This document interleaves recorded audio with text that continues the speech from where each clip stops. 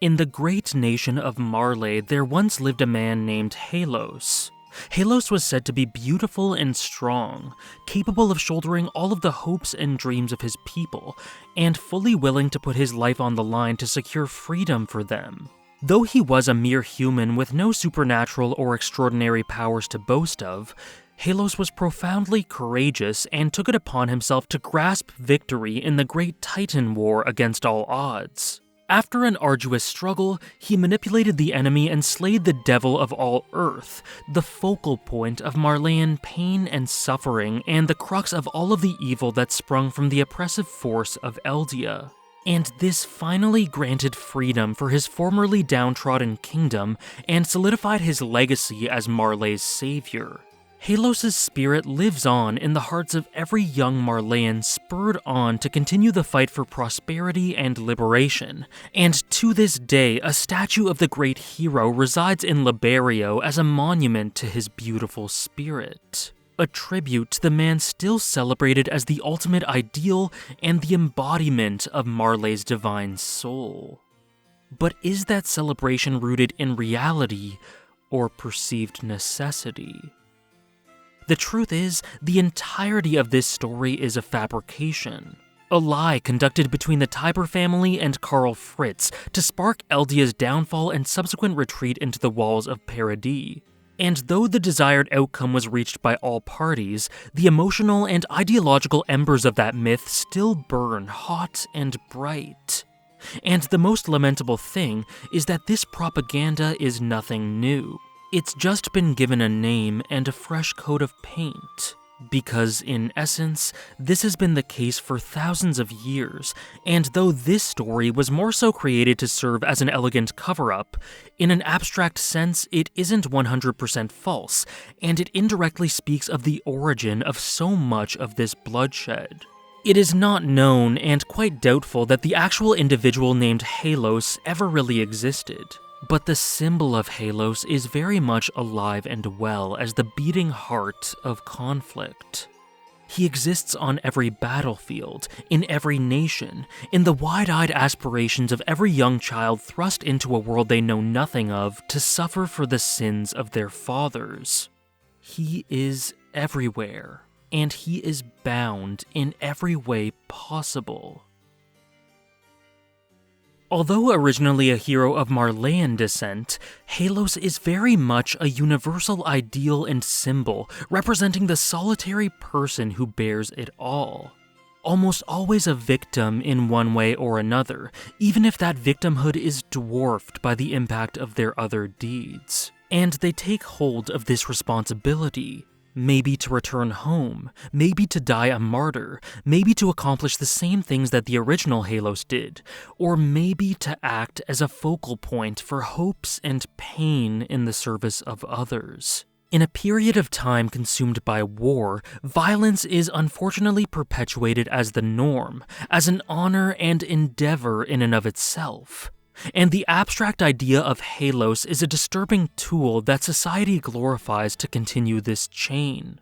All alone in bearing the brunt of this, yet paradoxically, many in number across all war. And in reflection, Magath speaks plainly of the true nature of this icon. 見事だった。勇ましく美しく傷一つない。まさにマーレの魂そのものだ。ええ、まさしく。銅像の中は空洞ですし。隊長殿は手厳しいな。Willie Tiber, lamenting the lie of the legend and resolving to be this generation's true hero simply because fate dictated that he must. Erwin, who, while embodying a selfish dream, became the devil that his people needed despite his torment, ultimately sacrificing himself and countless other precious lives to fuel a faint glimmer of hope for those who would follow. Reiner, willed throughout his life by external factors from a punishingly young age to become the great hero and reverse fortunes that should never have been dependent on him in the first place. Zeke, so broken that his solution to not being able to be free in this world is to prevent future generations from repeating this suffering through never being born in the first place. Eren Yeager, moving forward in a warped attempt to take everything back and be free, though not necessarily to be a hero, even if it means wielding an unthinkable evil, but all the while bearing the brunt of this task on his own. And through examining all of this, we see that there are as many Haloses as there are links in a never-ending chain. Often celebrated, the concept of Halos is the hero or focal point heralded as the means to stopping friction and conflict. But it's also a falsity in this vein too, because there's always another one needed. Because any hero in this story is not a paragon of virtue and bravery and beauty. Because from another perspective, they are the opposite. A hero to some, a demon to others, causing nearly equal amounts of pain and agony for every person saved. There are no winners here. This idea is romanticized propaganda perpetuating constant oppression. Just a target for the populace to place hopes on, someone to carry the burden, to bear it all. Sometimes sins, sometimes hate, sometimes misery and tragedy and pain. Halos is viewed as a path to salvation and liberation, but the ironic hypocrisy of this is clear. Because Halos is a slave, and he should not be celebrated. He is simply a means to an end, a method of hoisting troubles elsewhere to be free of mind and capable of dreaming of peace. It never ends, and this perpetuation in itself means that the proposed spirit of Halos is empty and broken. 軍は国家のものです。そして、この国の最高司令官はあなたです。それは少し違うな。私はソーダリンを握ったものだ。先代の誰もこれを握ろうとしなかったのがわかる。重すぎる。今すぐにでも手を離したいところだが、握らざるを得ない時代が来てしまった。私はたまたまなんだ。たまたま順番が回ってきただけの男なんだよ。Halos takes it all on and bears the burden in the hopes of ending conflict.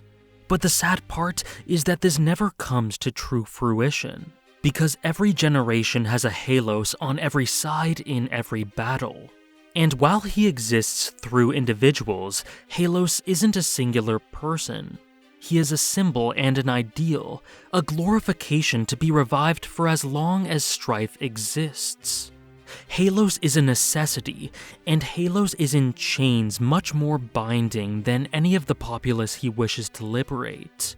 And once he does his duty and fades into legend and folklore, it is never a calm and peace as envisioned, before another Halos, sometimes multiple, rise up to take his place. And everyone conveniently forgets that the previous time was supposed to be the last time. 嫌だ。まだ終わりたくない。まだ何も分かってないんだ。ジーク、じいちゃん、ばあちゃん、ただいま。立派に務めを果たしたな。いや、まだだよ。Halos is the embodiment of the constant necessity for any given individual to throw their life away to rebel against this world. Halos is Erwin Smith, and Reiner, and Willy, and Kruger, and Gabby. Halos is Eren Yeager, the dictator of a plot spanning our entire story, corrupted by a simple and unassuming dream of freedom. And no one is truly free in this cycle. Halos is personified by the Marleyan warriors who are celebrated as heroes for shortening their lifespan and dedicating their souls and hearts to giving their lives to atone for the atrocities from generations past. With their families given a chance at a meaningful life, the pressure shifts to the one desperate to grant their loved ones some semblance of happiness in this world. And likewise, those in Eldia forsake everything in the hopes that they can contribute to absolving the world from all of this. There are despairing saviors on all sides, but that desperation just begets more suffering until the simple cause and heart of the matter gets lost amidst the noise. 獣の巨人は俺が継承する。マーレのためじゃない。始祖奪還計画を成功させ、世界を救ってみせるよ。世界の人々を巨人の恐怖から解き放ち、エルディア人を苦しみから解放するんだ。As long as we are alive, we deserve a chance to live. However, Halos is in chains, and it can't go on like this. At this point, it is wholly unclear as to what could possibly free him. But on the path to this seemingly unattainable dream, Halos is the one who must first be saved and put to rest. We must do away with this symbol, this hero, because his perpetuation is a big part of the tragedy at the root of the cause he fights for. The world is just that cruel. Many thanks for watching.